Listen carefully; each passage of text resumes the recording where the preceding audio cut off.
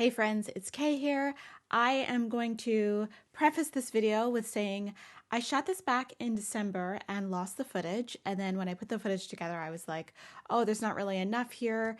I'm going to scrap this whole video. But instead of doing that in May of 2023, I'm just going to go ahead and publish it anyway. It's just a quick tidy up of my friend Rose's entryway, and we'll just talk about some small space entryway ideas. I know that if you live in a really small space or in a space where there is no like formal entryway, I know that I've lived in a couple of spaces where you just walked in the door and bam, you were either in the kitchen, in the living room, wherever, and there was no really place to put your keys, put your gloves and hats and stuff. And we live in New England where there's a lot of weather and you need a lot of those things. So we're going to talk about some of those challenges really quick.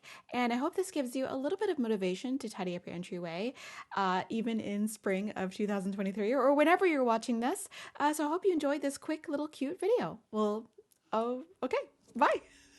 Hey friends, it's Kay. Welcome back to my channel, and welcome if you are new. My name is Kay. I'm a professional home organizer. I just said my name is Kay, and I'm gonna start over again.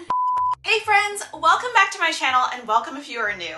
My name is Kay. I'm a professional home organizer, and today I am here in my friend Rose's house, and we are helping her out with her very interesting entryway. Tell me about what's going on in here, because it's looking a little functional? Yes. What's going on in here is everything. Okay. This is where we have the shoes, the jackets. There's baby jackets, baby shoes, grown-up shoes, potting soil for some reason, a frisbee, yoga mat, hats, umbrellas, masks that we use, masks that we don't use, in a flower pot for some reason. How long has it been like this? Forever, I would say. How many years? We've lived here for 5 or 6 years. I actually am not totally sure. 5 years. Okay. And baby stuff is new. She's a toddler, so that's a new addition. Cool. I do enjoy the hooks on walls. I want to use the vertical space, but the mask storage over here was a COVID project that was very good intention, but it needs to go because we're not using those anymore. I feel like everyone's not using this anymore. So what's your ultimate goal with this space? I would like fewer items. I would like to possibly, if I can't sit on the bench, at least maybe put a toddler on the bench while we put shoes on and do all that fun stuff.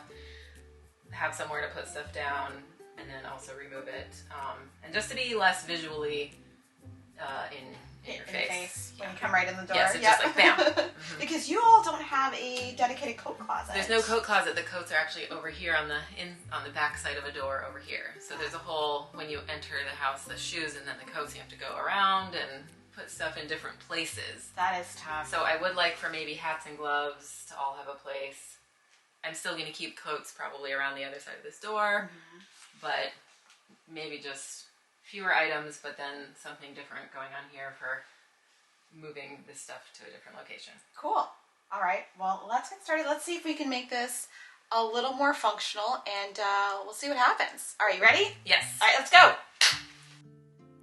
As someone who sees a lot of these small entryway spaces and has lived with a small entryway space, I think the first tip I have for any of these spaces is to really minimize the amount of things you are giving yourself as choices when you're leaving the house. Like, let's say it's, any given season, let's say it's summer, okay? And in summertime, you should really find another home for your winter boots or your gloves and hats and things like that you're not using during that season, and then rotate them seasonally.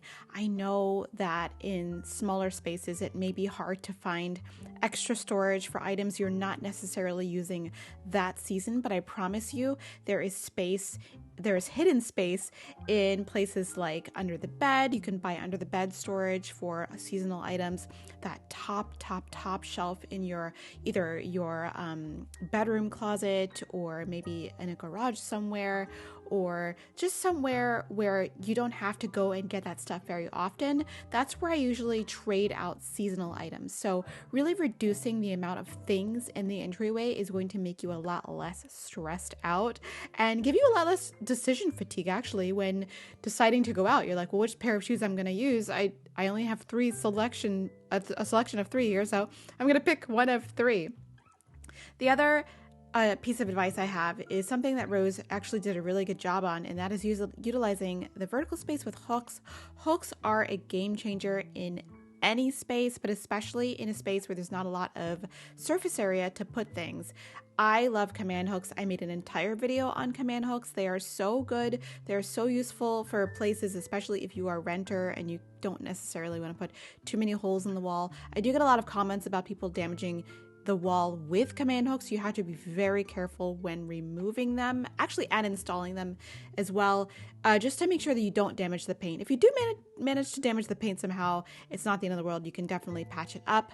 But command hooks have been a game changer, especially in my rental life and even in the places I've owned. So I don't necessarily want to drill into my wall every time I want to hang something up. So I have utilized command hooks a lot. So we're reallocating a lot of the stuff that is in her entryway, and it's a very busy place. There is now she mentioned a toddler there. She is living there, of course, and her partner is living with her as well. So there is a lot of stuff and a lot of people's things to manage, and it's really hard when you're living with other people to manage other people's things. The easiest thing to get people on board is actually to be a good example yourself and to just explain your expectations. So here is the before picture of the entryway before we started putting things in other homes. There's a lot to choose from, and now here's our neatened up, minimized entryway area where there is not a lot of surface area that is covered, just a little bit. So we neatened it up a little bit, tidied it up, and I hope this gives you a little bit of inspiration to tidy up your entry as well. Thank you so much for watching, and I'll see you next time. We need place for at least one butt to sit. One butt. One butt.